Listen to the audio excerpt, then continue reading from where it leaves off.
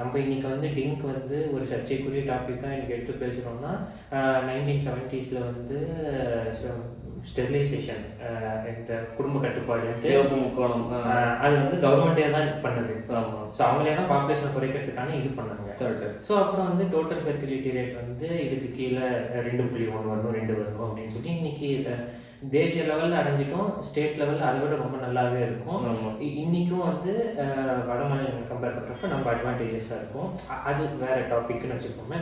So இந்த மக்கள் வந்து நம்ம வரலாறுல பார்த்த வரைக்கும் மக்கள் வந்து செல்வத்துக்கு இணையாக பேசப்பட்டாங்க. மக்கள் செல்வம் அப்படின்னு தான் சொல்லுவாங்க.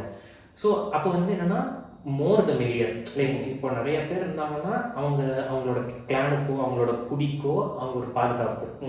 எந்த அளவுக்கு ஆள் இருக்காங்களோ அந்த அளவுக்கு ஆள் வரும். ஆம்பளைங்க இருந்தாங்கன்னா தற்காப்பு, பெண்கள் இருந்தாங்கன்னா இனப்பெருக்கம் அப்படின்ற ஒரு இது வந்தது. ஸோ பேசிக்காக இது இவால்வ் ஆக குறிப்பாக வந்து உமன் வந்து எம்பவர் ஆக ஸோ அவங்க மை பாடி மை ரைட்ஸ் அப்படின்ற ஒரு மூமெண்ட் மாதிரி ஆரம்பிச்சு.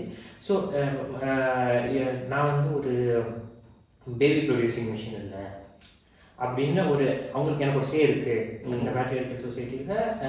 நானும் ஒரு லிவிங் என்டிட்டி. ஸோ எனக்கு கான்ஷியன்ஸ் இருக்குது, எனக்கு வந்து ரைட்ஸ் இருக்குது அப்படின்ட்டு சொன்னாங்க.